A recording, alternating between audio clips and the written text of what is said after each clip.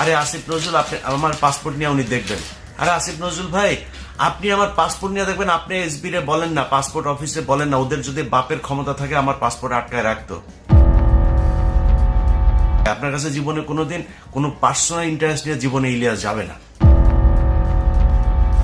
আরে বেটা, তুই যে চেয়ারে বসিস ওই চেয়ারটাই তো জোর করে দখল করে।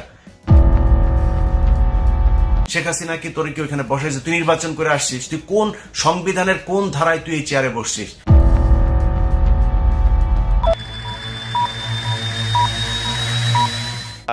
প্রথমেই যে বিষয়টি প্রফেসর আসিফ নজরুল আপনার কাছে যেতে চাই, যে প্রফেসর আসিফ নজরুল আপনি অনেক দিন ধরেই বাংলাদেশে আলোচিত একজনের মধ্যে থাকলে, বুদ্ধিজীবী হিসাবে, পরামর্শদাতা হিসেবে, অ্যাক্টিভিস্ট হিসেবে থাকলেও আপনি আসলে এখন সরকারে আছেন।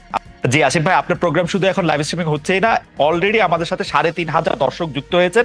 আমাদের সাথে নিশ্চয়ই আরো দর্শক যুক্ত হবেন। আমি দর্শকদের কাছে একটু ক্ষমা চেয়ে নিচ্ছি, প্রথমে আসলে আমরা লাইভ স্ট্রিমিং এটা করতে একটু দেরি হলো, সেজন্য। প্রফেসর, মন্ত্রিত্ব আসলে উপভোগের জিনিসটা আমি জানি না পলিটিক্যাল মন্ত্রীরা কেমন হয় জীবন উপভোগ করতেন।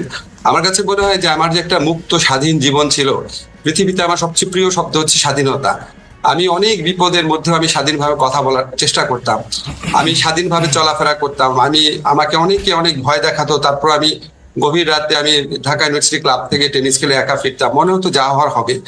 তারপরে আমি রিক্সা চড়তাম আমার ওয়াইফের সাথে। আমি অনেক সময় স্ট্র্যাটেজিতে আপনারা দেখতেন যে আমি কফি শপে যাচ্ছি।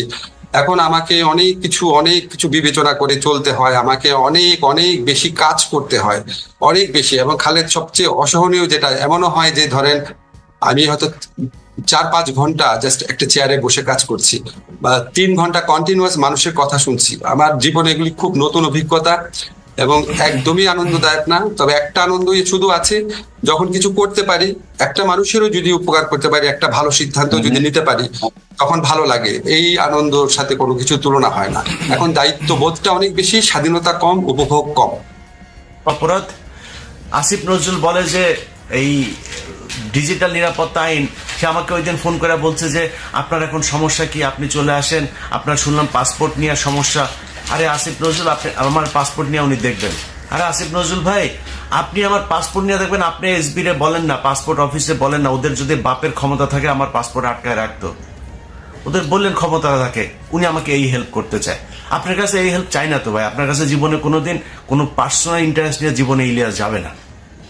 কিন্তু আপনি এই যে আলেমরা এখন পর্যন্ত আটকে আছে, ডিজিটাল সিকিউরিটি অ্যাক্টেই অনেক আলেম আটক আছে, আপনার সেখানে ভূমিকা কি, আপনার পদক্ষেপ কি? আসলে কি কিছু নেওয়া হচ্ছে? কিছুই নেওয়া হচ্ছে না। এখন বালের এক আইন দেখাচ্ছে, ওইখানে প্রথম আলোর সামনে যাওয়া যাবে না, ডেইলি স্টারের সামনে যাওয়া যাবে না, কালবেলার সামনে যাওয়া যাবে না, হাজার হাজার পুলিশ আর্মি যায় সেখানে পড়ে। আরে বেটা, তুই যে চেয়ারে বসিস ওই চেয়ারটাই তো জোর করে দখল করে। শেখ হাসিনা কি তোর কি ওইখানে বসাইছে? তুই নির্বাচন করে আসছিস, তুই কোন সংবিধানের কোন ধারায় তুই এই চেয়ারে বসছিস? তুই এখন আইন দেখাস। এই দেশ বিপ্লবের মধ্যে আছে, বিপ্লব করে আদায় করতে হবে। গতকালকে সাইফুল ইসলাম আলিফকে সেখানে খুন করা হইলো, গোয়েন্দা সংস্থা কি বাল ফালাইছে সেই জায়গায়। এই যে 33 আপনার ডিভিশনের যে জিওসি, এই যে এখন জাহাঙ্গীর আলম ডিজিএফ এর চিফ, তার এখন তার কাজ কি? সে কি করছে?